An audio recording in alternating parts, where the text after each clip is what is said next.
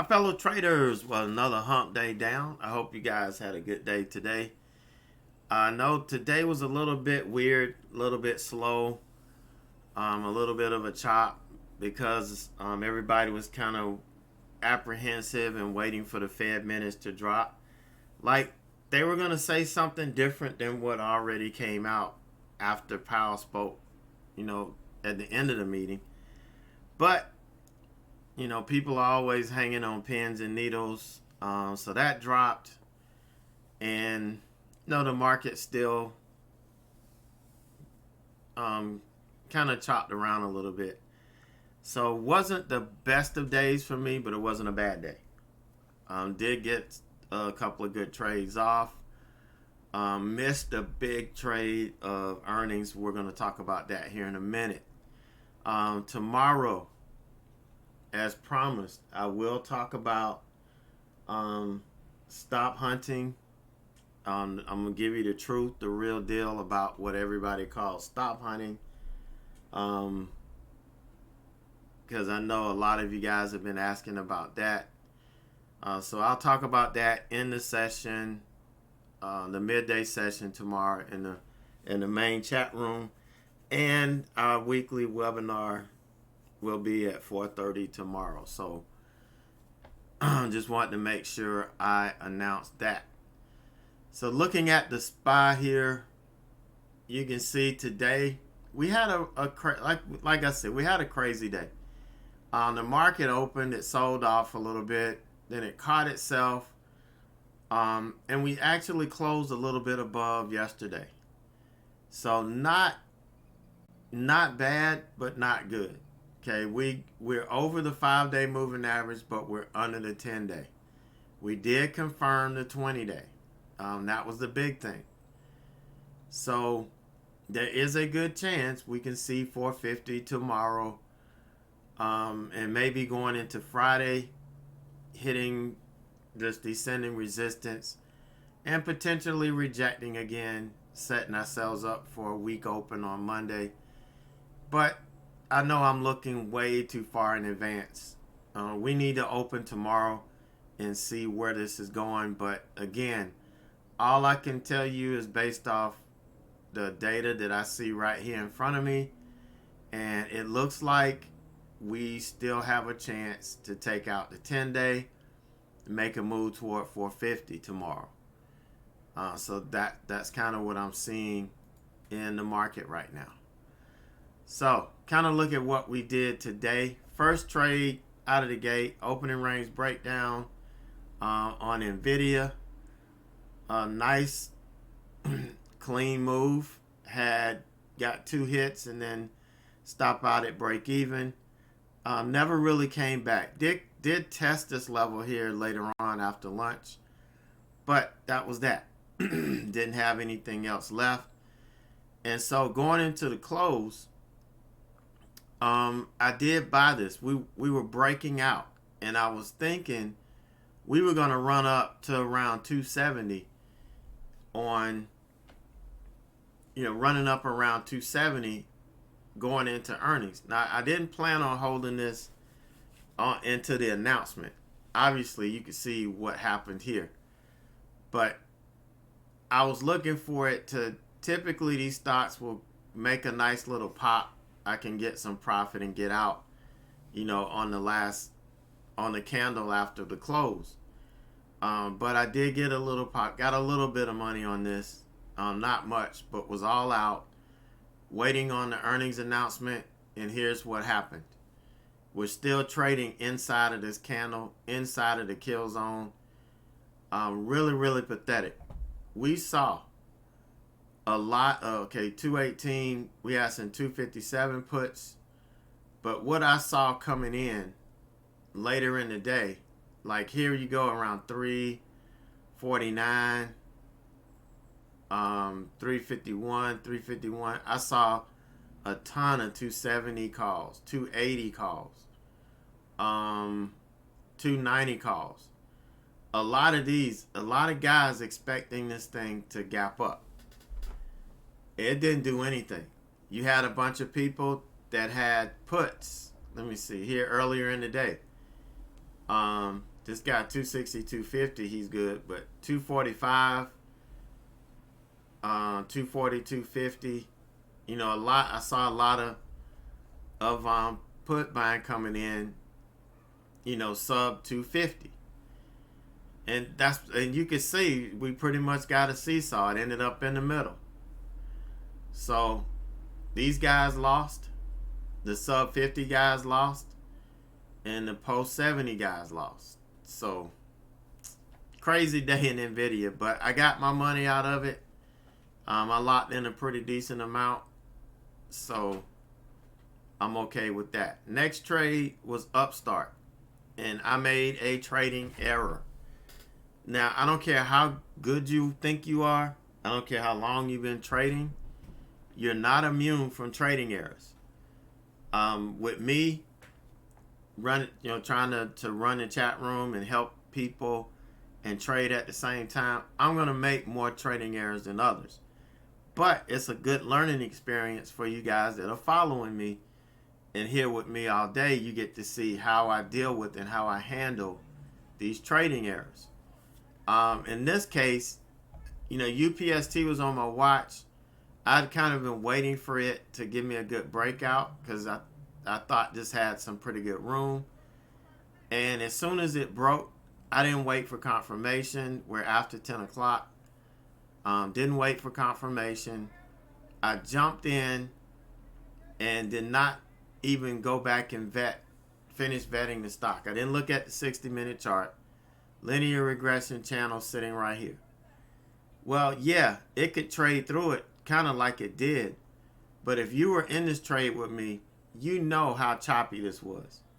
I mean, this thing had multiple point swings, it felt like. And, you know, I said I took profit when we got here. I said, worst case scenario, it'll fail here, pull back, I can get stopped out, and no harm, no foul. I got out, it pulled back, stopped me out at break even, and then it turned around and went. Had I not made the mistake of jumping in and waited to assess this and vet it properly, I probably would have had a better trade on it. Would have made 2 or 3 times more money than I actually made on this. But a trading error, and it just so happens. It just so happened that it worked out in my favor. And, you know, I got out of it with, you know, unscathed. But I could have easily taken a bigger loss, and it would have been all my fault because I made a trading error. So remember, I don't care how good you think you get. I don't care how big of a winning streak you're on. You're not immune from trading errors. And trading errors are the number one reason that we retail traders lose. It's not because the market doesn't go in our favor. It's because we commit trading errors. All right, so let's take a look at UPST. Oh, we already looked at UPS, sorry. PayPal was next. I don't want to look at that stock again. I'm done with UPST. I'm over with. So PayPal, again, we were really patient. Waited for the confirmation as it took out the channel here, the bottom of this channel. And it took its sweet time. But some of you guys text me again today saying you stopped out. Okay? You're the ones that need to be doing mentoring with me so we can talk about this. It's kind of a simple fix. It just takes a little bit of time.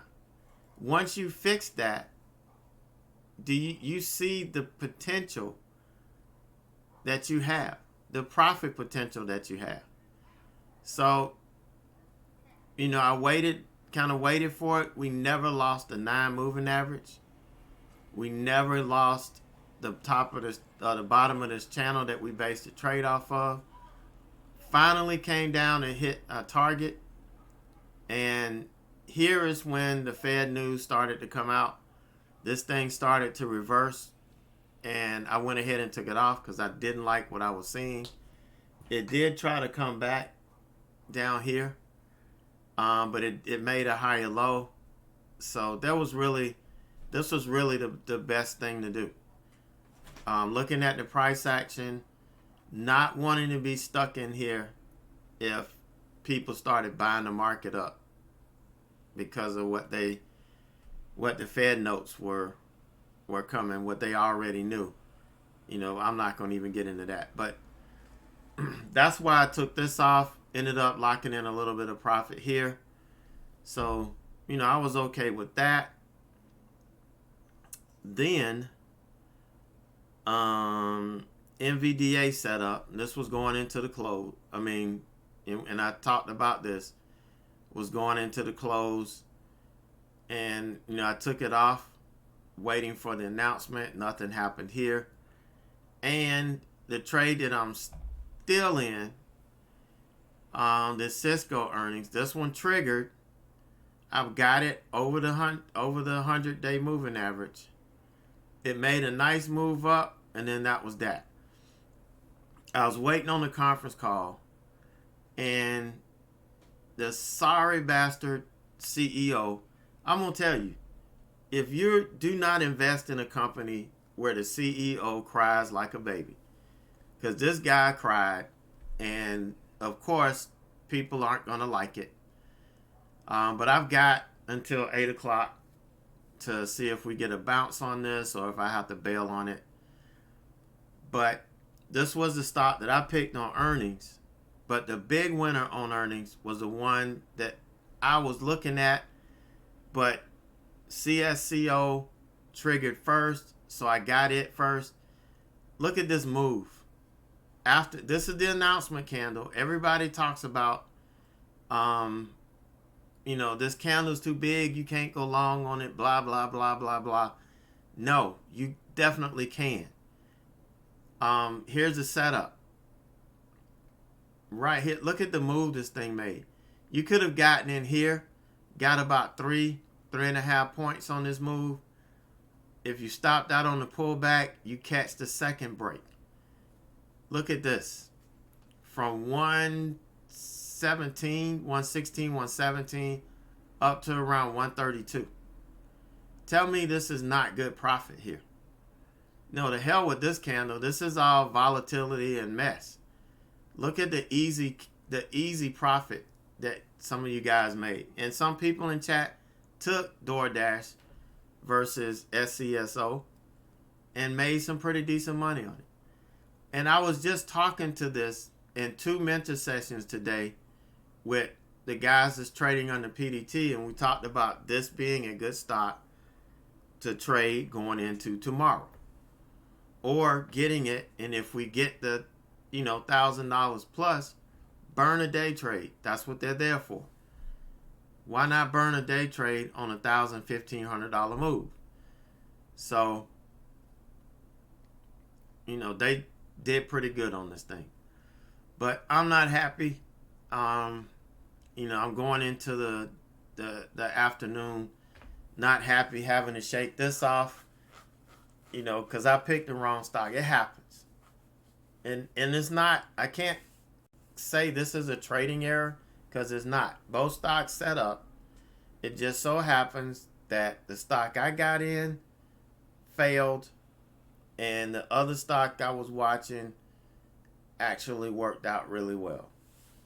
So, is what it is. That's my day in a nutshell. You guys have a great rest of the night, and I will see you tomorrow.